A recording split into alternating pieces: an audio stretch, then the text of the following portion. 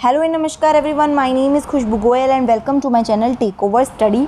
आज की वीडियो में हम डिस्कस करेंगे एनवायरनमेंट स्टडीज़ के 30 क्वेश्चंस। ठीक है, ये जो पेपर है जो हमने ओपन किया हुआ है दिसंबर 2018 का पेपर है। 2019 के जुलाई के और दिसंबर के पेपर हमने ऑलरेडी सॉल्व कर रखे हैं। चैनल पे लिंक आपको डिस्क्रिप्शन में मिल जाएगा, वहाँ से आप वो देख सकते हो। डिस्कशन वहाँ पे की हुई है, सारे क्वेश्चंस को डिस्कस किया है। साथ ही में CDP के भी 6 सेट हमने ऑलरेडी डिस्कस किए हैं। अगर आपने नहीं देखी है वीडियोज़ तो देखो, जाके वहाँ से प्रैक्टिस कर लो, क्योंकि पेपर में ज़्यादा टाइम अब नहीं है। तो ये 30 क्वेश्चन फटाफट से डिस्कस कर ले ताकि आपकी रिवीजन हो जाए। सबसे पहला है, लोकेशन बतानी है जम्मू एंड कश्मीर की एंड गोवा की बिहार के रिस्पेक्ट में। तो अगर हम ये ऐसे करके अपना मैप ड्रॉ कर ले तो यहाँ हमारा जम्मू कश्मीर है, यहाँ हमारा गोवा है और यहाँ हमारा बिहार है। तो बिहार से जम्मू कश्मीर कहाँ पड़ता है? ये नॉर्थ वेस्ट। कहाँ पड़ता है? नॉर्थ वेस्ट में। और बिहार से ही हमारा गोवा कहाँ पड़ता है? साउथ वेस्ट में। तो ये हमारा ऑप्शन नंबर 3 हमें दिख जाएगा। ठीक है, इसके लिए मैप जरूर एक बार रीड आउट कर लेना। Next question number 62, under which of the following conditions will the process of evaporation be slowest. Evaporation इनमें चारों में से सबसे स्लो कौन से में होगा? इवेपोरेशन का मतलब होता है पानी का भाप बन के उड़ना एक तरीके से। ठीक है, तो सरफेस एरिया टेम्परेचर बढ़ेंगे तो इवेपोरेशन तेज हो जाएगा यहाँ पे, तो ये तो बिल्कुल गलत है, मतलब तेज हो जाएगा यहाँ पे। नेक्स्ट, सरफेस एरिया इंक्रीज हो जाएगा। इंक्रीज जहाँ भी हो रहे हैं तो वहाँ पे तो हमारा तेज होगा। देखो यहाँ पे सरफेस एरिया कम हो रहा है, टेम्परेचर के ज़्यादा होने से भी तेज़ी से ही होगा हमारा इवेपोरेशन। लेकिन सरफेस एरिया और टेम्परेचर दोनों ही कम हो जाएंगे तो हमारा इवेपोरेशन भी कम हो जाएगा। ऑप्शन नंबर 4 राइट हो जाएगा यहाँ पे। Next 63 number question, the ability to understand relative position of places distances. अगर हम डिस्टेंस को, उस प्लेसेस को समझ रहे हैं, उसको लोकेट कर पा रहे हैं, इजीली अंडरस्टैंड कर पा रहे हैं, तो ये हमारी मैपिंग स्किल्स है, क्योंकि हमें पता है मैप में ईस्ट वेस्ट नॉर्थ साउथ कहाँ है, कौन सी डायरेक्शन कहाँ आ रही है। ठीक है ना। नेक्स्ट आ जाते हैं 64th question number, NCF recommended EVS to be taught as an integrated curricular area at primary level। NCF कौन से NCF ने EVS को एक करिकुलर इंटीग्रेटेड करिकुलर एरिया के रूप में, मतलब EVS को हमें मैथ्स और लैंग्वेज की मदद से फर्स्ट सेकंड क्लास में सिखाना है, उसके बाद जो सब्जेक्ट आएगा तब, तो कौन से करिकुलम में इसके बारे में बात हुई है? तो दैट इज़ NCF 1975। गलत मत कर देना, 2005 पढ़ के ये इस पर गलत टिक मत मार देना। तो सबसे पहला NCF भी 1975 में आया था, उसके बाद 88 में आया था, फिर उसके बाद 2000 में आया था आपका, और उसके बाद 2005 में आया था। तो ये भी आप याद कर लो, ये भी क्वेश्चन हमारा पूछे जाते हैं।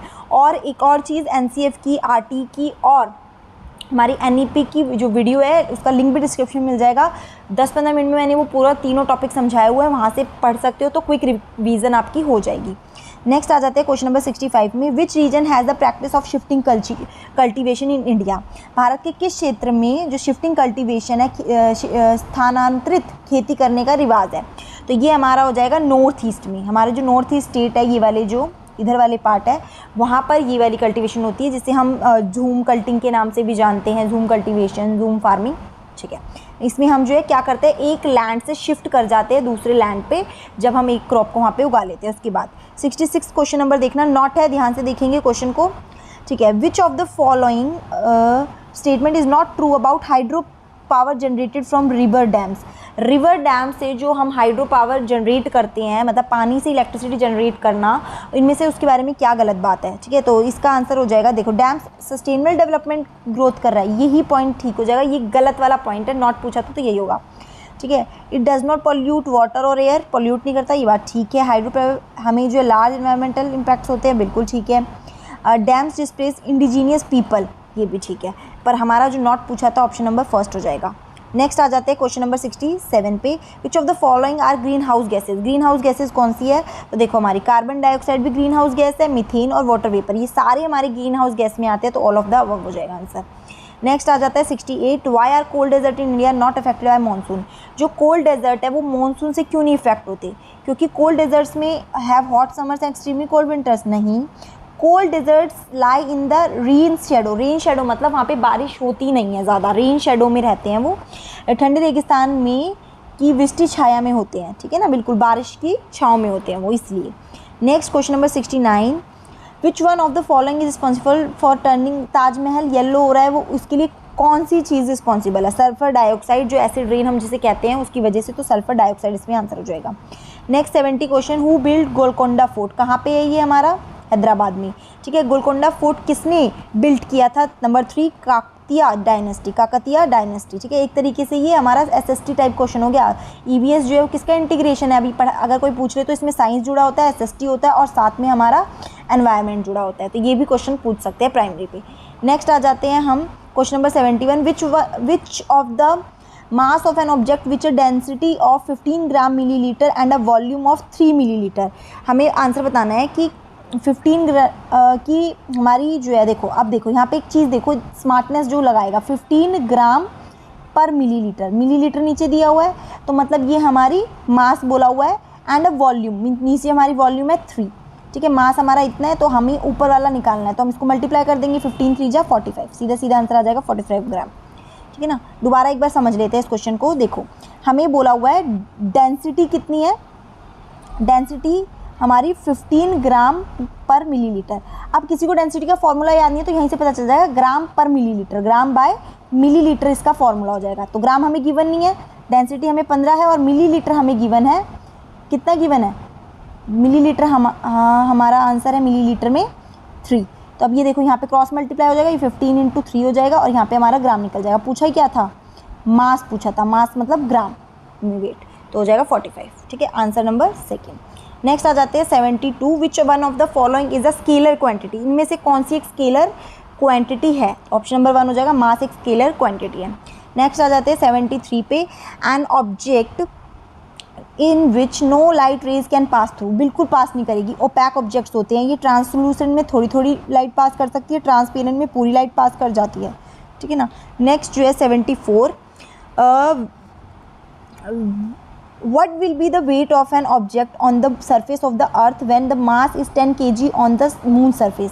मून सरफेस पे वो 10 किलो है। मून की जो ग्रेविटी है 1/6 ऑफ द अर्थ ग्रेविटी है, मतलब अर्थ पे जितना वेट होगा उसका 1/6 वेट होगा हमारा मून पे, तो यहाँ पे आके 6 गुना हो जाएगा, तो मतलब 60 kg हो जाएगा, ऑप्शन नंबर 1, ठीक है। नेक्स्ट आ जाते हैं 75, the rate of dissolution of a solute depends on, मतलब एक विलेय का विघटन दर, मतलब मिलने का, मिक्सचर का जो रेट है वो क्या होगा, ठीक है। डिपेंड्स किस पे डिपेंड होता है कि हम किस चीज़ को मिला रहे हैं, तो ये डिपेंड होता है सरफेस एरिया। अगर ज़्यादा सरफेस एरिया, मान लो इसमें पानी है, ज़्यादा सरफेस एरिया और इसमें हम कुछ भी मिला रहे हैं तो वो जल्दी मिक्स हो जाएगा रेदर देन कम सरफेस एरिया से, ठीक है। ज़्यादा स्पेस होगा, ज़्यादा जो है स्पेस बनने से वो पार्टिकल्स वहाँ पे अच्छे से डिजोल्व हो जाएंगे। Next 76, Sushma wants her friends to be sensitised for the conservation of trees. Trees की बचाने में, ट्रीज़ को कंजर्व करने के लिए वो ज़्यादा थोड़ी सी संवेदनशील है, ठीक है। विच one of the following is most important strategy कौन सी होगी इन सब में से। तो देखो पहला, कंडक्टिंग अ डिबेट कर सकते हो, बट डिबेट से क्या फ़ायदा होगा, ट्रीज़ कैसे बचेंगे, ग्रुप डिस्कशन से भी नहीं। चिल्ड्रन को हम अगर हेल्प करेंगे कि वो एक एक प्लांट अडॉप्ट कर ले तो इससे क्या होगा, ट्रीज़ कंजर्व हो जाएंगे, क्योंकि बच्चा एक एक प्लांट लगा रहा है तो more and more trees grow करने वाला हमारा वो पार्ट पूरा हो जाएगा। हम देखते हैं, अभय आज स्टूडेंट टू डू अ सर्वे। अभय ने बोला अपने स्टूडेंट्स को कि हम एक सर्वे करते हैं ग्रुप में और देखते हैं कि हमारे जो कम्युनिटी में डिजीज़ फैल रहे हैं उसके बारे में ही सर्वे करना है, ठीक है। तो ये सर्वे हमारे मेंशन नहीं था बुक में। Which option is not relevant, teaching learning strategy में कौन सा ऑप्शन रेलिवेंट नहीं होगा। देखो सबसे पहले, it provided the opportunity to interact with the community, बिल्कुल ठीक है। इट हेल्प चिल्ड्रन कनेक्ट, बिल्कुल कनेक्ट कर पाएंगे वो, चिल्ड्रंस डाटा हैंडलिंग कर पाएंगे और एक साथ मिलकर काम कर पाएंगे और समझ पाएंगे। इसमें ऑप्शन नंबर 4 आंसर की के अकॉर्डिंग यही था। It have the community understand the disease that they suffer from. ये बच्चों के लिए एक्टिविटी थी, तो इसमें कम्युनिटी क्या पार्ट कर रही है, कम्युनिटी के लिए नहीं, वो बच्चों को समझने के लिए बात की गई थी। नेक्स्ट आ जाते हैं question number 78, to talk about emergency situations Priya आज children's experience when they face any emergency. Priya ने अपने बच्चों से पूछा कि जो है, मतलब स्टूडेंट से पूछा, इमरजेंसी सिचुएशंस के बारे में बात की, ठीक है। बच्चों ने बताया, नरेटेड देयर एक्सपीरियंस फायर के साथ, इलेक्ट्रिक शॉक के बारे में बताया, उनसे क्वेश्चन पूछा ताकि उनकी एग्जिस्टिंग जो अंडरस्टैंडिंग है रिलेटेड टू दैट टॉपिक वो कितनी है, ठीक है ना। उन्होंने प्रश्न पूछे, उनकी मौजूदा समझ का आकलन किया और समाचार पत्रों से सड़क सुरक्षा विज्ञापनों जैसे संसाधनों का उपयोग करके सुरक्षा पहलुओं पर चर्चा की, मतलब बच्चों से डिस्कस किया रिलेटेड टू द सिक्योरिटीज़, ठीक है। उसके बाद आगे और बिजली के झटके पर सुरक्षा दिशा निर्देशों पर चर्चा के लिए एलपीजी और इलेक्ट्रिक बिल का इस्तेमाल किया। उन्होंने इलेक्ट्रिक बिल दिखाया, एलपीजी के बारे में डिस्कस किया। प्रिया जो ये सब कर रही हैं, ये जो एक्टिविटीज़ परफॉर्म कर रही है, ये अप्रोच जो यूज़ कर रही है, तो ये क्या शो कर रहा है, व्हाट इज़ इट शोइंग, ठीक है। तो इसमें ऑप्शन देखते हैं, कॉग्निटिव अप्रोच शो हो रही है ये, या फिर हमारी एक्सपीरियंशियल लर्निंग है, या फिर इंक्वायरी अप्रोच है, ह्यूमरिस्टिक। देखो क्वेश्चंस पूछ रही है टीचर, बार बार इंक्वायर कर रही है बच्चों से, तो ये इंक्वायरी अप्रोच हो जाएगी हमारी। नेक्स्ट आ जाते हैं question number 79, community is an important teaching and learning resource because. Community एक इंपॉर्टेंट टीचिंग लर्निंग रिसोर्स है क्यों? क्योंकि ये हमें provide learning opportunities real setting में प्रोवाइड करता है, क्योंकि रियल वर्ल्ड में जाके हम चीज़ों को सीख पाते हैं और उससे हमें आइडिया मिल पाता है। ठीक है, नेक्स्ट आ जाता है question number 80, in EVS teaching learning linking classroom learning to outside school and enriching. मतलब कि ईवीएस में हम जो अपनी क्लासरूम टीचिंग को बाहर आउटसाइड वर्ल्ड से रिलेट करें। एनसीईआरटी यही कहता है कि हमें बच्चों को टेक्स्ट बुक तक सीमित ना रख के बाहर डेवलप करना चाहिए, उनकी जो नॉलेज है उसको रिलेट करना चाहिए। तो इसमें आ जाएगा going beyond the text book. यही एनसीएफ जो है 2005 बात करता है इसके बारे में।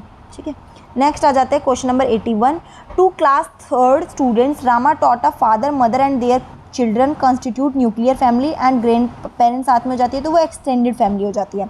तो इसके थ्रू टीचर क्या बताना चाह रही है? न्यूक्लियर फैमिली और इसका कॉन्सेप्ट जब टीचर बता रही है तो क्या बता रही है? ये जो है इसके बारे में टीचर ने डिस्कस किया सारा।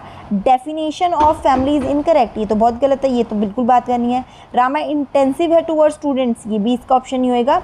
The teaching learning approach is not inclusive, इसमें जो है टीचर इंक्लूसिव अप्रोच का यूज़ नहीं करिए क्योंकि बच्चों को वो इन्वॉल्व करके चीज़ों को दिखाई नहीं रही है। ठीक है, नेक्स्ट आ जाता है, which of the following are activities in classroom. EVS classroom में कौन सी एक्टिविटीज़ इंपॉर्टेंट है? तो देखो, पहले रीडिंग पिक्चर्स इंपॉर्टेंट है, फील्ड विजिट भी, यूज़ ऑफ ब्लैक बोर्ड।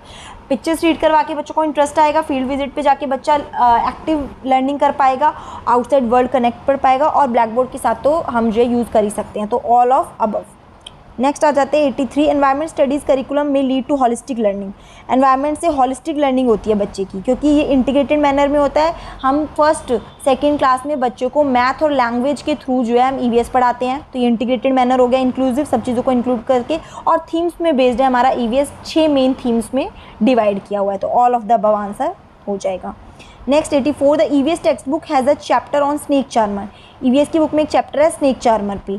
ठीक है, इससे जो है बच्चों को किस टुवर्ड्स, हम उद्देश्य क्या है इस चैप्टर का, किस चीज़ के बारे में जागरूक करना चैप्टर का उद्देश्य है। तो 3rd, इसमें बता रहा है ये इलीगल एक्ट है, ये जागरूक थोड़ी कर रहे हैं, ये तो बता ही नहीं रहे।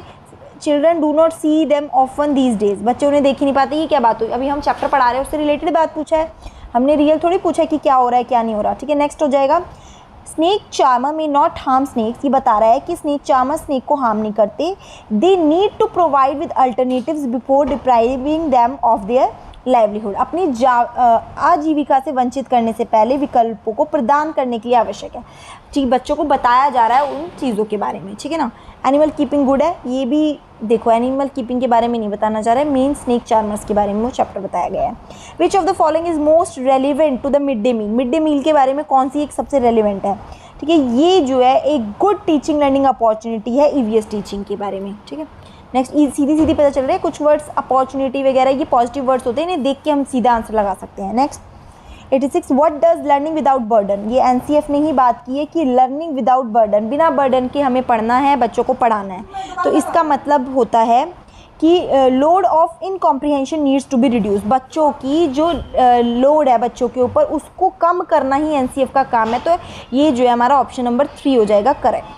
क्वेश्चन नंबर 87 देखते हैं, what purpose does group learning serve in an EVS classroom. EVS classroom में ग्रुप लर्निंग क्या शो कर रही है, क्या पर्पस उसका होता है? बेसिकली बच्चों के अंदर वैल्यूज़ इनकलकेट करना, कोऑपरेशन जैसी वैल्यूज़, बच्चा एक्टिवली पार्टिसिपेट करे, लर्निंग बाय डूइंग करे, यही ईवीएस की क्लासरूम में एक पर्पस होता है। ठीक है, बेसिकली नेक्स्ट आ जाते हैं question number 88, full form of BALA. BALA की फुल फॉर्म होती है बिल्डिंग एज लर्निंग एड। ठीक है, नेक्स्ट आ जाते हैं क्वेश्चन नंबर 89, कौन से अल्टरनेटिव फ्रेमवर्क। अल्टरनेटिव फ्रेमवर्क का मतलब क्या होता है? ऐसी चीज़ें जो हमारी टेक्स्ट बुक या फिर जो हम यूज़ करें उसके अलावा एक और आइडिया। तो बेसिकली क्या हो जाएगा, आइडियाज़ जो कि हमारी फॉर्मली एक्सेप्टेड एक्सप्लेनेशंस है, जो भी हम कॉन्सेप्ट को जिस तरीके से समझा रहे होते हैं उसके अलावा जो हम एक्सेप्ट कर लेते हैं चीज़ें, उसके अलावा जो हम चीज़ें यूज़ करते हैं, that is alternative frameworks. Next last question number 90, womens are weaker than man, it is a myth. ये एक मिथ है कि वुमेन्स जो है मैन से वीकर होती है, बल्कि वुमेन्स बहुत स्ट्रांग होती है। ये हमने अपने माइंड में एक मिथ, झूठ अपना मिथक बना के रखा हुआ है, तो ये गलत हो जाएगा। तो ये हो गया हमारा कंप्लीट पूरा क्वेश्चन पेपर। आई होप आपको अच्छा लगा होगा, सब कुछ समझ आया होगा। तो वीडियो को लाइक करना, अपने दोस्तों में शेयर करना, कोई भी डाउट है तो कमेंट सेक्शन में पूछ सकते हैं, और टेलीग्राम चैनल को ज़रूर ज्वाइन कर लो। वहाँ पे आपको लेटेस्ट इन्फॉर्मेशन या न्यू PDFs जो है नोट्स की मिलती रहती है। Thanks for watching the video. जय हिंद।